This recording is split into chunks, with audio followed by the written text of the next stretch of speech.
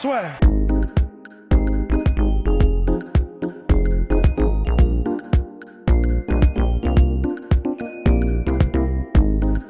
Bonjour à toutes et à tous, bienvenue dans le podcast La Sœur avec Mr. Rusty Business. The King is back. The King is back. En fait, comme on l'a dit il y a quelques secondes là avant qu'on parte à l'antenne, ce qui est quand même extraordinaire, c'est que on pensait qu'il allait vraiment faire une performance historique, McGregor. On se disait, voilà, c'est ce qu'on avait dit dans notre preview. On pensait qu'il allait vraiment faire le taf et vite et être au-dessus de Cowboy.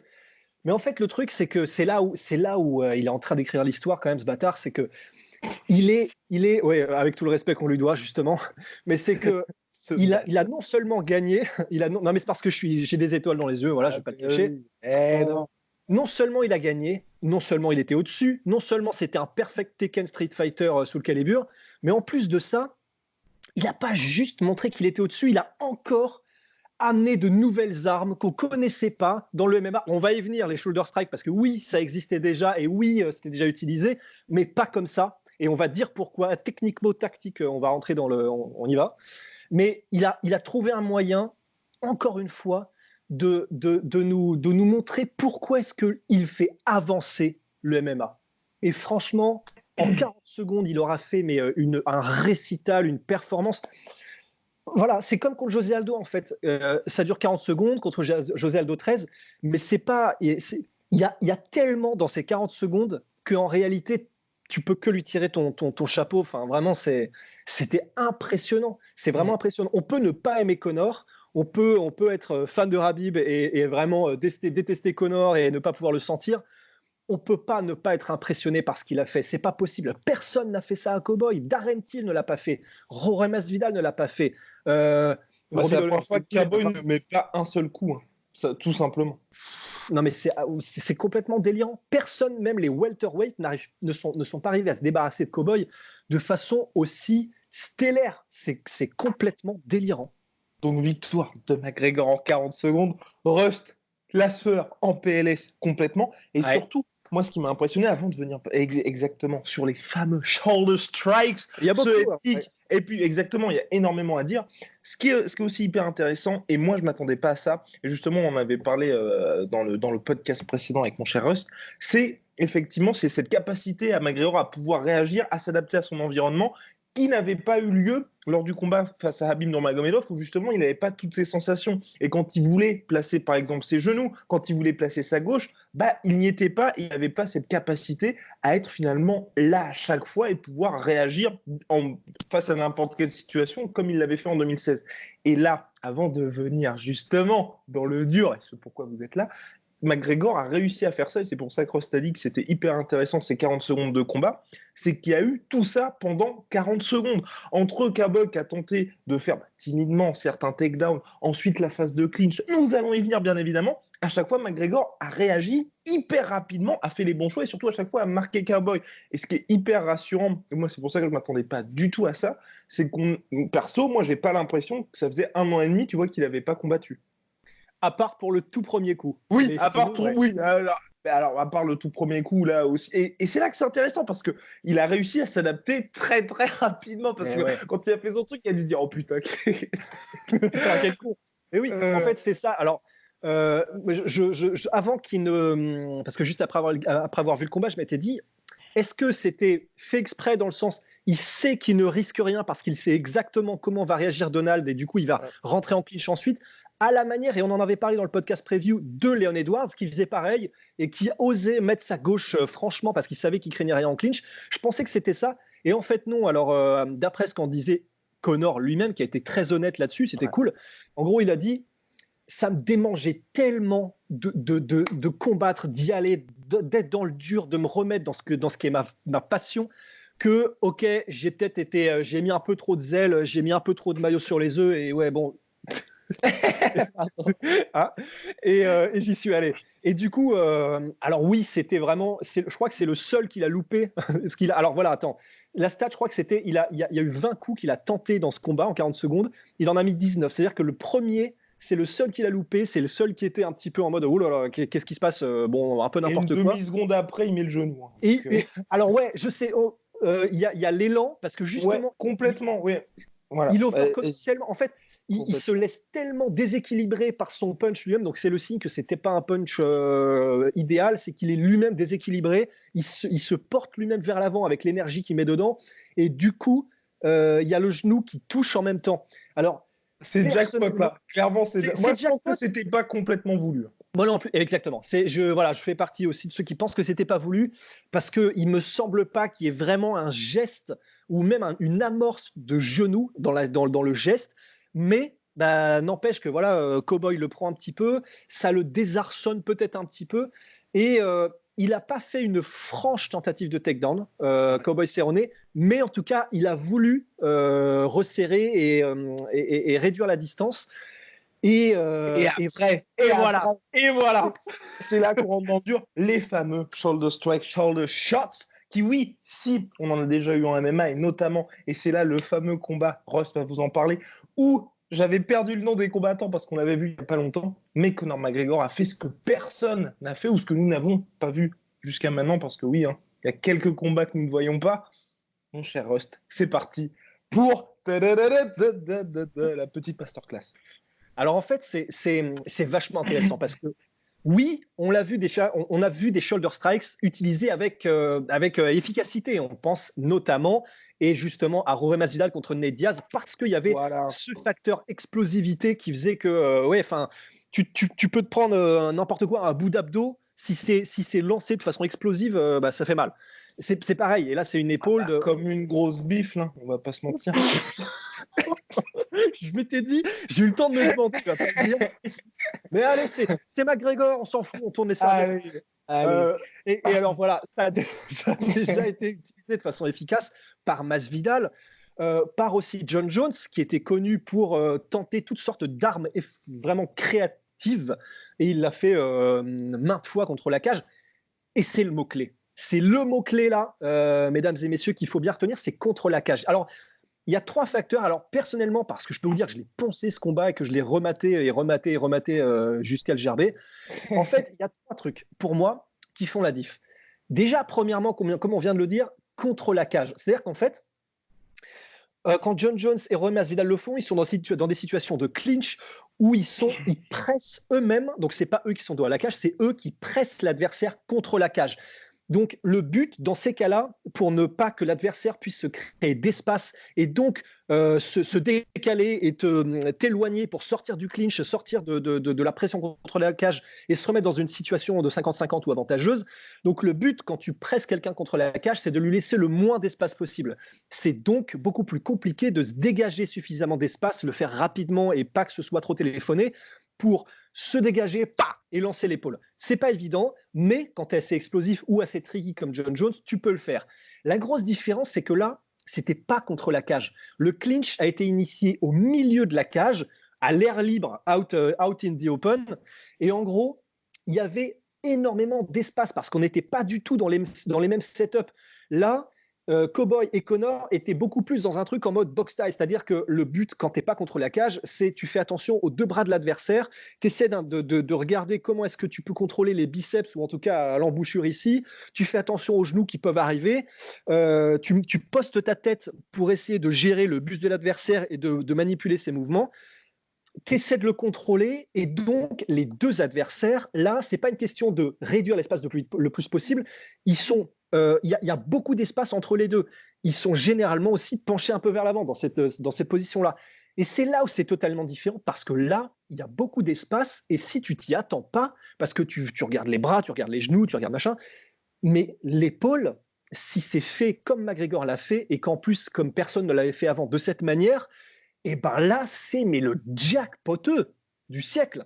Parce que, premièrement, voilà, c'était le premier point sur les 3, il y a de l'espace, beaucoup d'espace, parce que c'est pas contre la cage. Deuxièmement, ce qu'a fait McGregor, qui est tellement malin, c'est qu'en gros, il n'a pas essayé, comme ce qui est généralement le cas quand 2 mecs ou 2 filles rentrent en clinch, de boum, tu poses tes appuis, tu lui montres que tu vas pas laisser laisser de terrain, que tu vas pas le laisser te repousser parce qu'il peut t'amener contre la cage, parce qu'il peut essayer de te triper en faisant des crochets avec les chevilles ou n'importe quoi, tu lui laisses pas d'espace. Ce qu'a fait McGregor, c'est qu'il l'a laissé prendre un petit peu, commencer à le pousser vers l'avant, donc McGregor vers l'arrière. C'est vraiment limite si McGregor ne l'attirait pas pour créer justement un mouvement d'avancée de Cowboy Cerrone pour que quand lui, selon ses termes, McGregor décide de se propulser vers l'avant, tu as Cowboy Cerrone qui arrive d'un côté, l'épaule qui arrive de l'autre. Bon, bah là, c'est de la physique, les gars. Hein. Et les deux corps qui sont dans des sens opposés et qui se rentrent l'un dans l'autre, forcément, ça fait plus d'impact. Et c'est vraiment malin de la part de McGregor, du coup, de l'avoir fait comme ça. Et c'est ce pourquoi c'était aussi efficace. Et en plus de ça, Conor McGregor est plus petit que Donald Cerrone. Par exemple, John Jones, quand il fait des shoulder strikes, c'est impressionnant, mais tu peux pas utiliser la propulsion à partir du sol, de tes jambes, de tout ça, pour te lancer comme une fusée dans la mâchoire avec ton épaule, parce que bah voilà, il est comme John Jones fait 1,96, je crois. Bon, en tout cas, il est très grand. Il fait partie des très très grands. Et du coup, c'est beaucoup plus compliqué de créer cette chaîne cinétique. McGregor étant plus petit et en plus, il avait une position assez basse que Cowboy Cerrone, il a pu se propulser vraiment mais vers le haut en diagonale pour encore plus, cette oreille m'énerve, pour encore plus créer de dégâts. Et ces trois facteurs-là font que les shoulder strikes McGregor sauce, ça pète des nez, ça pète des arêtes nasales, ça t'éclate le pif. Et les yeux, parce que visiblement, c'est là aussi où il a commencé à s'en prendre un dans l'œil et c'était déjà compliqué. C'est une arme. La façon dont McGregor le fait, c'est une arme. De la même manière que quand, quand John Jones est contre la cage et il fait des espèces d'extensions là du bras du mec en face, c'est une arme. C'est pas fait pour juste marquer des points auprès des juges, c'est fait pour te sortir de là, et vite, et efficacement. Donc, le shoulder strike, franchement, impressionnant. Personne, on la répète, ne l'avait fait comme ça jusqu'à maintenant. Donc, il amène encore McGregor de nouvelles choses sur la table.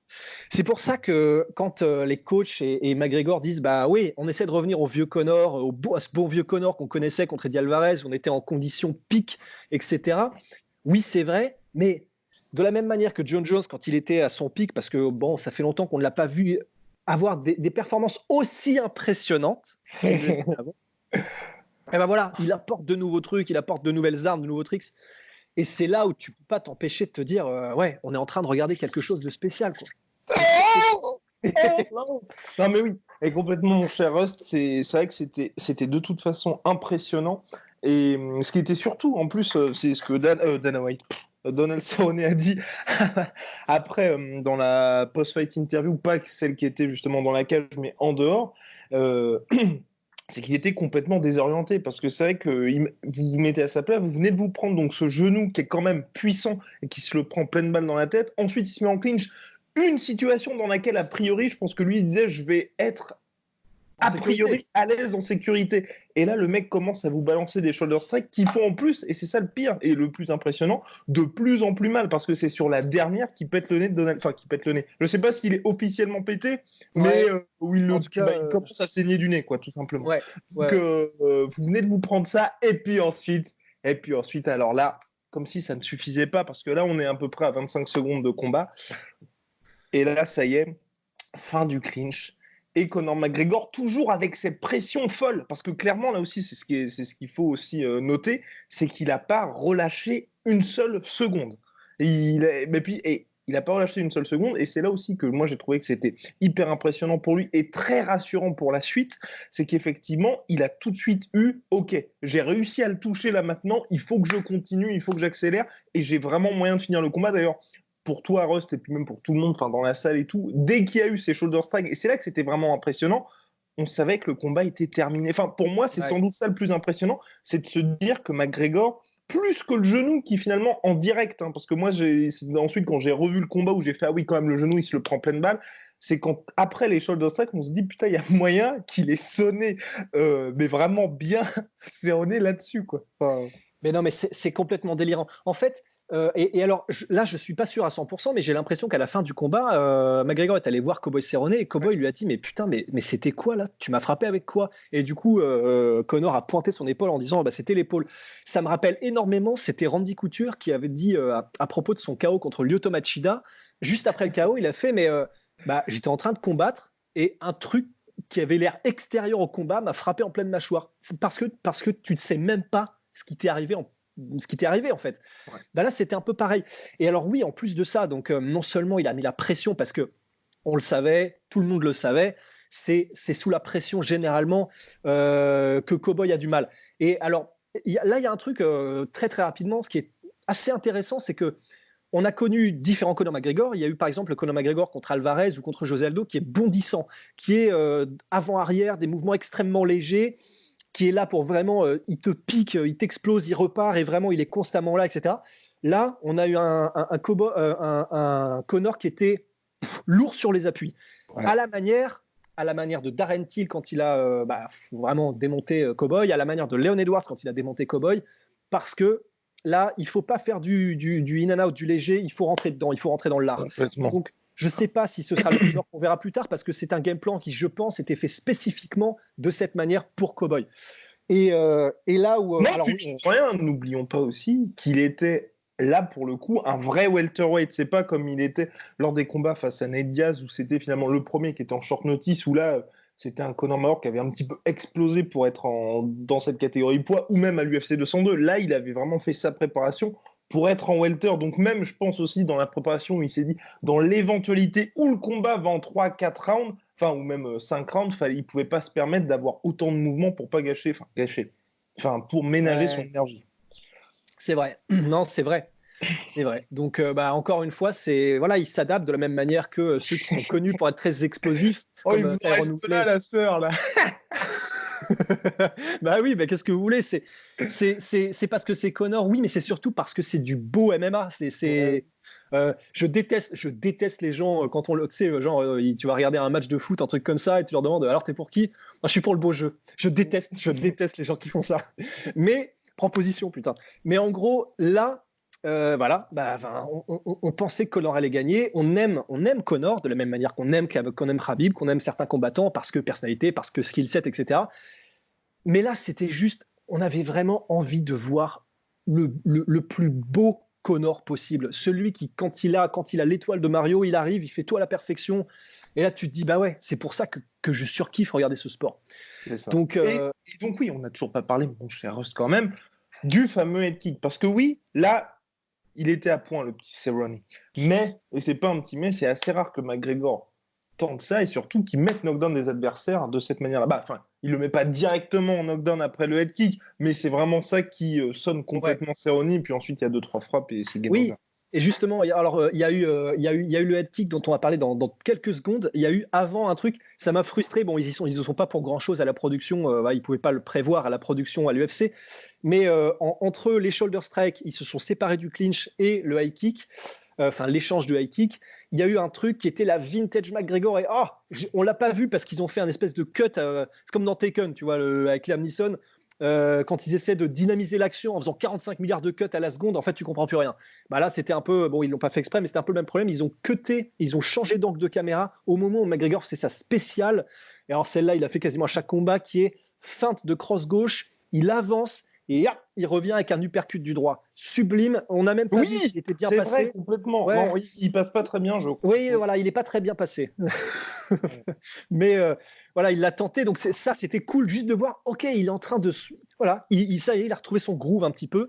Et ensuite, alors voilà, on avait dit dans la preview, que ce serait pas surprenant si Conor essayait de kicker avec le kicker, et il l'a fait.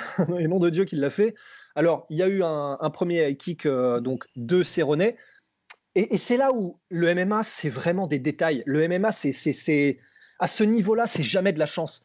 Et Cowboy tente son high kick et honte à moi, j'ai dit que j'avais regardé 1000 fois le combat et je ne crois pas qu'il y ait de setup. Je crois que c'est juste un high kick nu. C'est-à-dire que voilà, il est comme ça et il balance son high kick. Et comme disait Bas Rutten, jamais de high kick nu. Il faut toujours les setups en fait.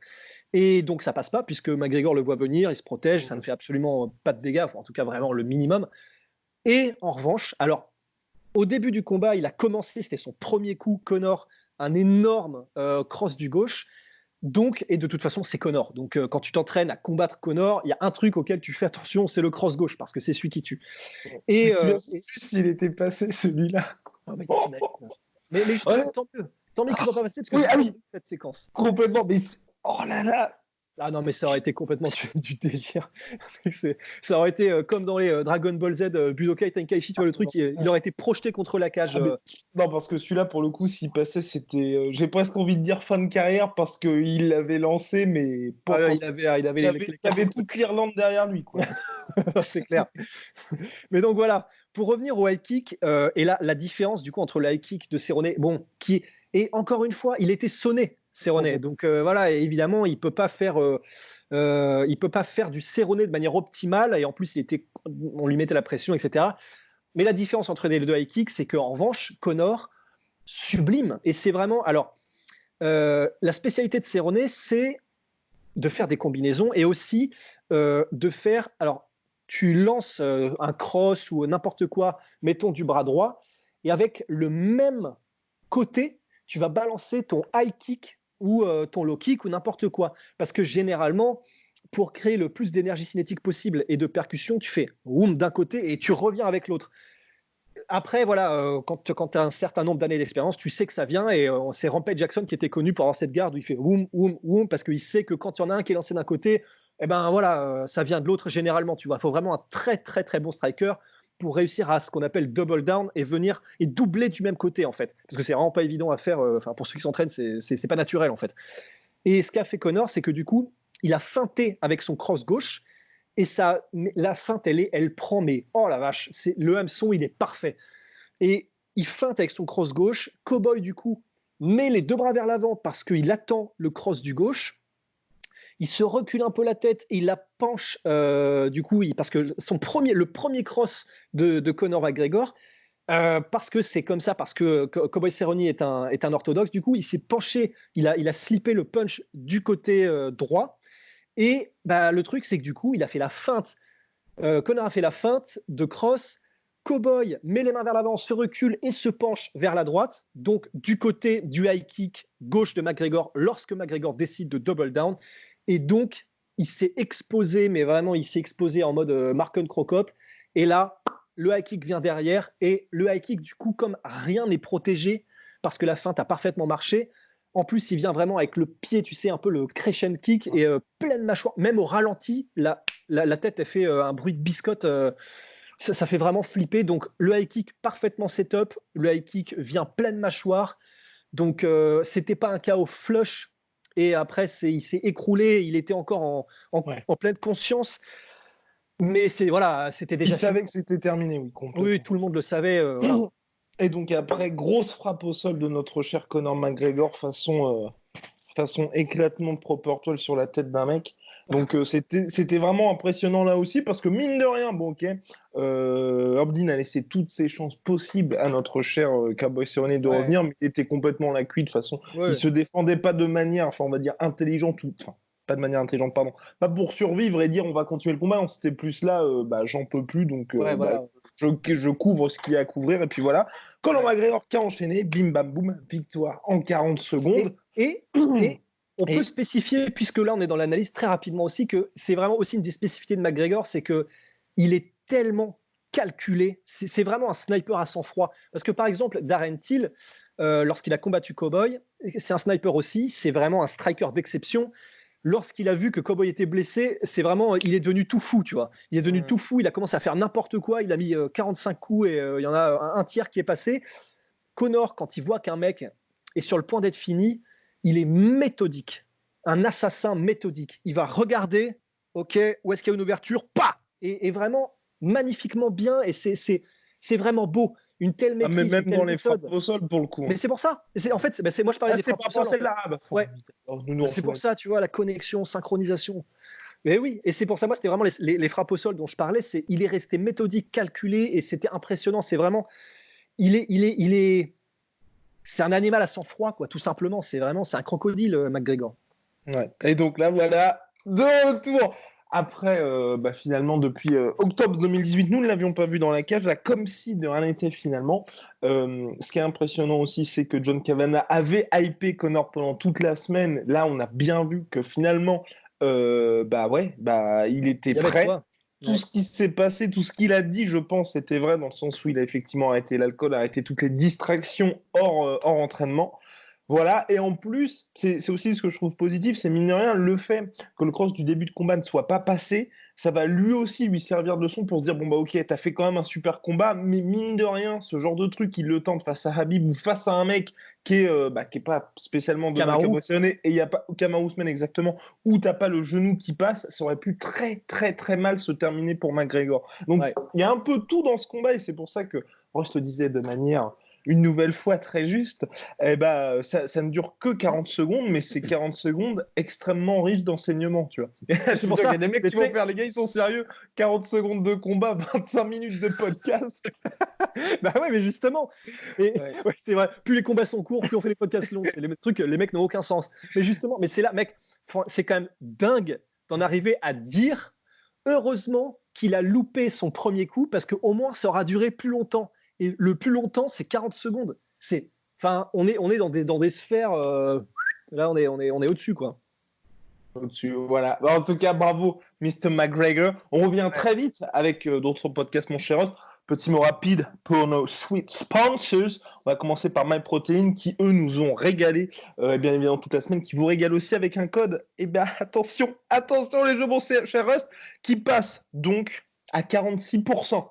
Le code la sueur qui était à 38% là maintenant, et donc le code la sueur, la sueur, LASUEUR,